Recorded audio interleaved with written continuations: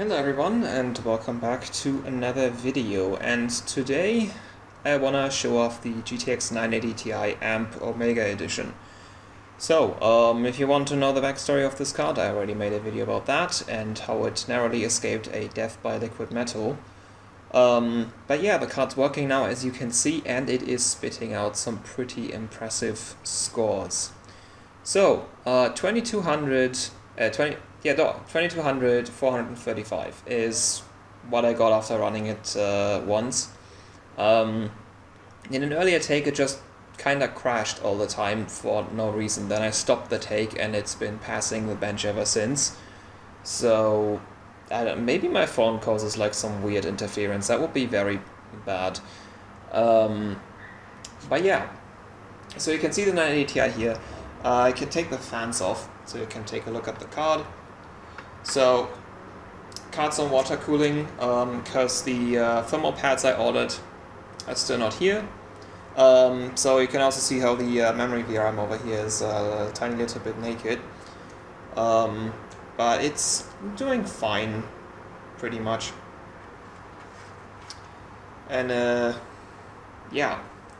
So cards on water cooling, you can see the temperatures right here. Actually, it's running a bit hot today. I was testing it yesterday, and my max yesterday was about 51, so it's like 2 degrees hotter now. And I also have the window open.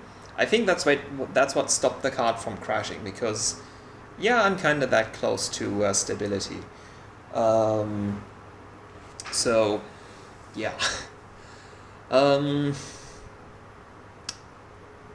Yeah, so let's take a look at the, just kind of at the score. So, the card's running at 1545 core and 4200 memory. That core clock is pretty good, if you ask me. So, I used to have a different 980 Ti that was a Strix. That card, completely maxed out, did 1440. This card, stock out of the box, runs 1480. So that's a statement right there. And yeah, so it does make it to 1545. That's pretty much as it can go. So the neat thing about Maxwell is that it goes in 2 megahertz steps, and not like 13 or 15 megahertz like pretty much everything else that NVIDIA makes. So you have very, very fine control over your core clocks on this one. Which basically means 1550 is pretty much an instant crash. So this has a very, very sudden stability wall. It's not like where, it like sort of slowly starts to crash more and more. No, it just cuts off. And that's basically where we are. Memory on this is a tiny little bit sad, especially because we have a Samsung card. So I specifically looked out to get a Samsung card because, I want to take this cold at some point. And I've been told that on 980 Ti's, you want to be able to overvolt your memory because either it has something to do with like code bugs or actually core stability. I don't quite remember what it was about. I think Tin from like EVGA wrote an article about that. Like basically you want Samsung memory on a 980 Ti because for something you have to overvolt the memory when you are sub-zero, and on Hynix cards you can't do that because the Hynix chips have negative voltage scaling and just cease to function if you increase your voltage. Samsung chips are fine with that. So yeah, that's what I wanted. That's why I wanted a Samsung card. I kinda hoped it would overclock a little bit more than just plus 200. It is about the same clock for the memory I got out of the 970 Omega, just that the 970 Omega comes stock at 3500, not 4000 like this one. So, yeah. And that's kind of about it, isn't it? So the offsets do seem kinda sad on this one. So does the power limit slider, but let me show you one thing. You don't really need to worry about the power limit slider because it's literally just 5 watts on top of a insane base. So it just like we have basically 90 watts or like 90, yeah, but essentially like, well, 89 watts, let's say 89 watts until we hit our power limit of 425. And yeah, so you can't increase recall on this card, so if you like try to increase it, it just goes to 0. It never changes from 1.237. Even if you decrease it, it seems to apply, but the voltage doesn't actually change. So yeah, it just seems kind of stuck at this voltage, which means that to change voltage, we're either gonna have to hard mod or use the EVC. You can probably see it, it's right there. As far as I know, you can use the EVC with this controller.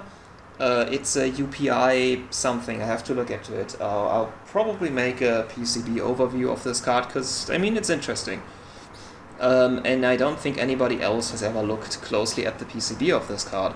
So, yeah.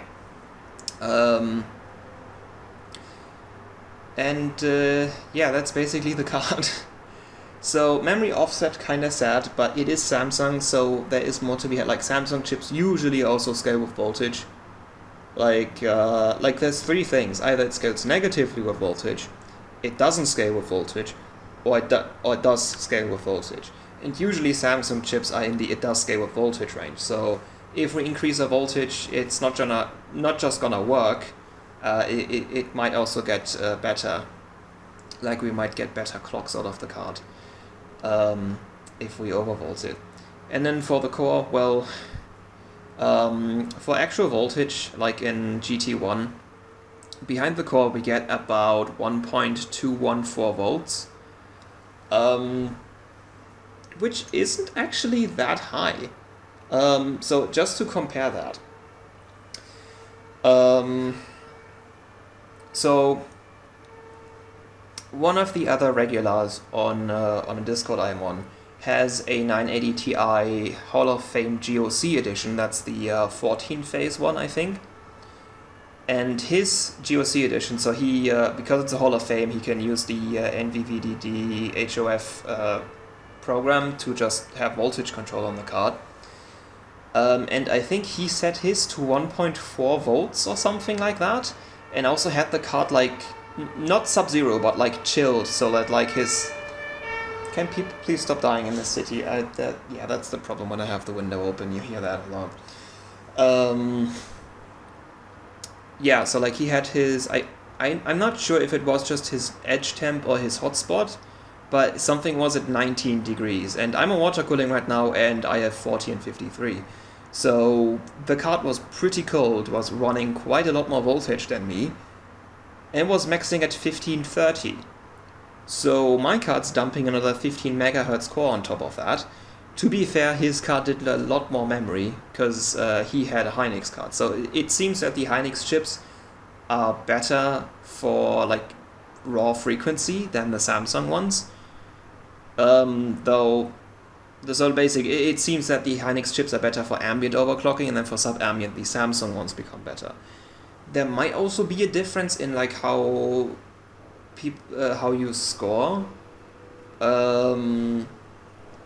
because like, I mean, memory has memory timings, and the Samsung chips might be running like different timing sets than the Hynix ones, which might mean that some chips score better per clock than others.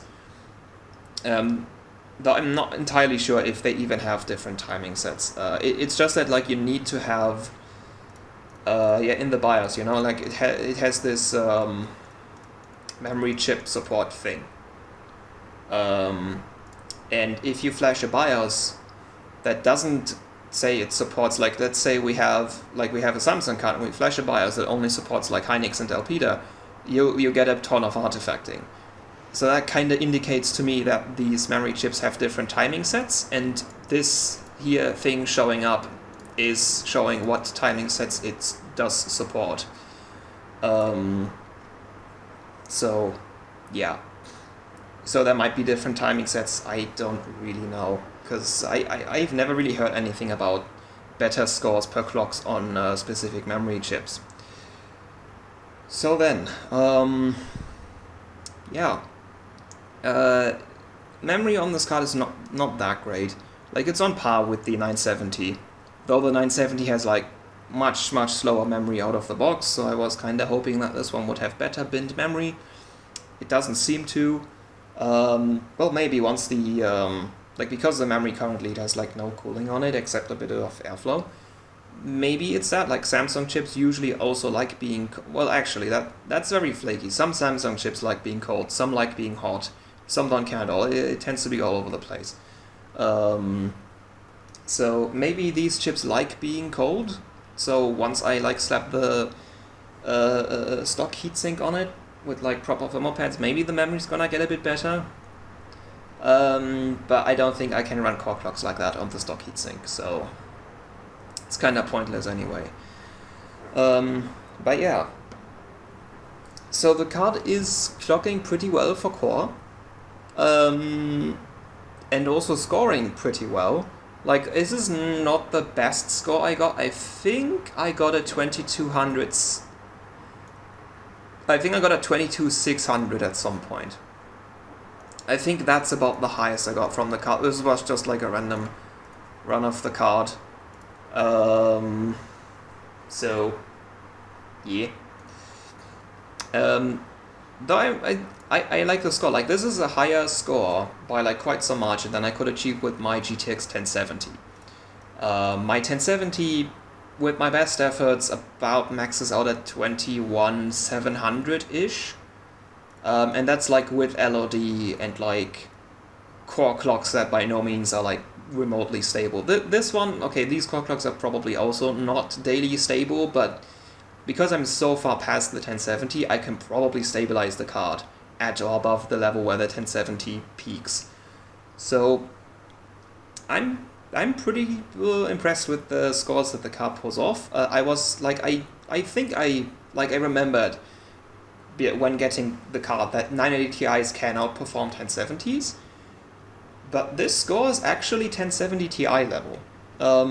Not like overclocked 1070 Ti level, more like, well, I think it's above 1070 Ti stock level, but not by a lot. So like, basically like a blower 1070 Ti overclocked level, I think, is what this is. I think like if you have a proper 1070 Ti that's like on water cooling, and has like basically unlimited power level, like doesn't power throttle, I think you can get like 2300 easy on a 1070 Ti. Which 2300, I don't think is happening on this card. Not without a ton of modding. Which I'm probably not gonna do. Like, I wanna keep the card, like I wanna overclock it, like it's going cold at some point. But I don't really wanna like mod it to hell. I wanna keep the PCB compatible with the backplate and the stock heatsink, because once I'm done overclocking this one, I wanna use this to play games. When like friends come visit me, or I go visit friends, because I really don't like moving my daily system because it's very heavy with all the water cooling in it. So yeah, and like a 1070 Ti, how am I talking about? 980 Ti is perfectly fine for playing like games at high refresh rate 1080p. Like, again, it's faster than a 1070, and a 1070 is what I used to have. I just don't have it anymore right now, because I moved places and I left the 1070 at the old place, because I still go there sometimes, and I want to have a PC there too. So it kind of comes in handy that I have vast amounts of PC hardware lying around, because now I have like 3 different systems that I want to keep game ready. So yeah. But yeah, I really like the card. I think we can. Let's just run the card again. It might crash again. Like, I got some weird crashing behavior. Let's reset this so that we can.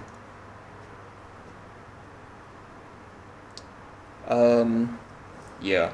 So I don't know why it crashed earlier. Like, it did not used to do that. Like, these settings that I've applied, these are like, well, you can play games with these settings, but you can expect Firestrike to pass. I don't know why it crashed 3 times in a row, like pretty early into GT1 just now.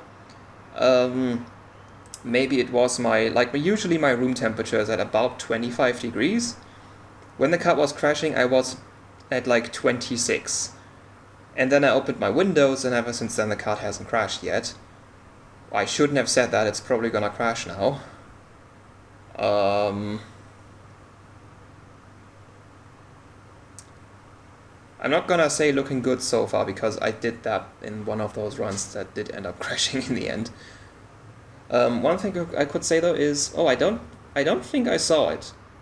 Huh. Maybe I overlooked it, or maybe there's like some weird peak FPS thing going on. This card should get 131 FPS at some point in GT1. That's something that the 1070 also can do. The 1070 is like 126 peak or something like that. Though like your peak FPS is not always indicating like max speed, because like average, highest average is what's important. Highest peak is just funny for high number.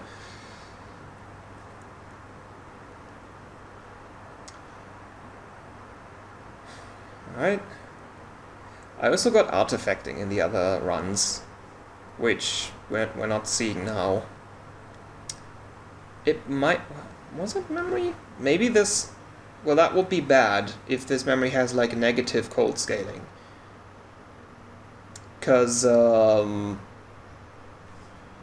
actually it doesn't make sense. Okay, we did get... our score is quite a lot lower now. Same clocks though.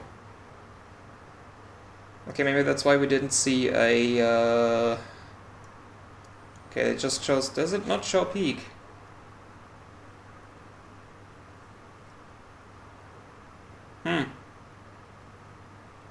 Okay. Yeah, that's not that... Well, probably because like this was all running. Yeah, now we have 51. So I guess opening the window did help a bit. Because like 51 is what I used to always see when testing the card. So maybe it really is that close to crashing. Which probably explains why it isn't game stable at all. Because like a game...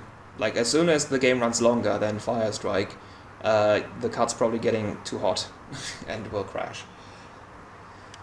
But yeah, it's a really good card. Like, did I actually show this? I don't think I did. I showed this in the first take, but I don't think I showed it in this take. Yeah, that's a pretty good ASIC quality right there. So high ASIC quality doesn't really mean that much, but or more like, well, it does mean something. It isn't an absolute thing, like having a high ASIC quality doesn't mean that your card is a winner. It just usually indicates it. So, in my experience, it also really strongly depends on what architecture you're looking at. For 28 nanometer stuff, ASIC quality seems a lot more important than it does for like 40 nanometer stuff. So for 28 nanometer, thinking back at it, I think if you have a high ASIC, like a better than 90% ASIC, you can probably assume your core is pretty good. If you have a low ASIC quality, it can still mean that the card is pretty good. Like my 970 that I e-powered has, I think, like a better than 13% ASIC quality, and that card did 1923 megahertz in GPU Pi. So, yeah. So if you have a high ASIC quality, that probably means it's good. If you have a low ASIC quality, it doesn't really mean anything. It could be really good or really bad. I also got actually, if you ask me, really high or really low ASIC quality is kind of what you want to see. If you have like a medium one, like close to better than 50%, I think those are like the cards that are not very interesting. Because, I mean, there you get into a discussion again with like high ASIC quality versus high leakage. Because like, that's kind of where this part comes from. This, you shouldn't really go by this, because it's not really that true, but it's kind of true what it says right here. But yeah, so like if you have a high ASIC quality, you can usually clock pretty high without needing much voltage or cooling, and if you have a low ASIC quality, your card usually scales pretty well. So that's kind of the thing. And then if you have a medium, like middle ASIC quality, it just kind of does both a bit, but not really that well. So yeah, that's like kind of what people say. I haven't really done enough testing to like verify it myself, but there's probably some truth in that. So yeah, it's a cool card. I just hope the VRM doesn't blow up, because that like right now it's just a bit warm, but VRM on this gets pretty hot, especially when you run it for longer than the duration of Firestrike. Also, the backplate this comes with doesn't have a thermal pad. Like, I put one in there, and the backplate got pretty hot pretty fast. So yeah, I mean, I guess it shows how good the VRM is, because I don't think the card was getting much airflow over the VRM heatsink from the previous owner, considering the previous owner, like, put liquid metal all over the card, which then spilled all over it again when it was shipped. So, yeah. I shouldn't really worry about that much about the VRM, because like 980 Ti's draw a lot of power, but they don't draw like 3090 levels of power, because like remember, this is like no power throttling at all. Like you can see the clock speed when the test was running, like rock solid, like no throttling whatsoever. Also rock solid temps, but that's more like because of water cooling. So yeah, so like on a 3090 you would get more power consumption than this, and it will probably still like clock throttle a bunch. So this is nowhere near as bad as Ampere for power consumption. Probably also better than Turing. Pascal is relatively efficient just because it doesn't have that many cores compared to the others. But yeah, it's still quite a lot of power for a small-ish 8-phase VRM that I still haven't checked the datasheets for. So yeah, I just know that the VRM does get quite hot quite quickly, which has me a little bit concerned, but I should probably stop worrying, because it's probably fine. Because like this fan right there is probably giving the VRM more airflow than it ever experienced in its life before. And it's not like I changed the voltage, like the voltage is still locked. So, and this card was very, very likely gamed with, because, well, it's gotta be used for something, and it's either gaming or mining. So, yeah, the VRM will be fine. I just tend to worry a lot when things get very hot. Anyway, I think I've rambled on along. Like, I managed to stretch one single run of Firestrike somehow to about 24 minutes. So yeah, I guess we can end the video now. This was supposed to be just like a quick run of like, hey, look at my scores, it's kinda high. And also look at my core clocks, which is also kinda high. But yeah, so I'm looking forward to having the card run cold. I just really don't want to kill it, which I'm probably not gonna. Like, I haven't killed a card yet by running it with my phase change. So I don't know why this one would die from it. Yeah. And also I have a little something coming. I don't think I want to talk that much about it yet, because I don't know when it's gonna get here and in what condition it's gonna be. So I guess this is the part where I tell you to subscribe so you don't miss that video or something. Anyway, yeah, video's long enough now. So I hope you enjoyed watching me a bit and fanboying a bit about this 980 Ti, because it is really, really good. Like, I'm impressed with the card. I like how it's doing. This has gone a lot better than I first expected. Like, I just kind of wanted a 980 Ti because I like Maxwell, and because I know they're like kind of fast, and I would actually use the card for playing games. But it turns out to also be a really good overclocker, have like a beastly power limit. And yeah, score better than I thought. Like my goal was to just about beat a 1070. Well, I'm now just about beating like a medium overclock on a 1070 Ti. So yeah. Anyway, thank you all for watching. Hope you enjoyed, and until next time, goodbye.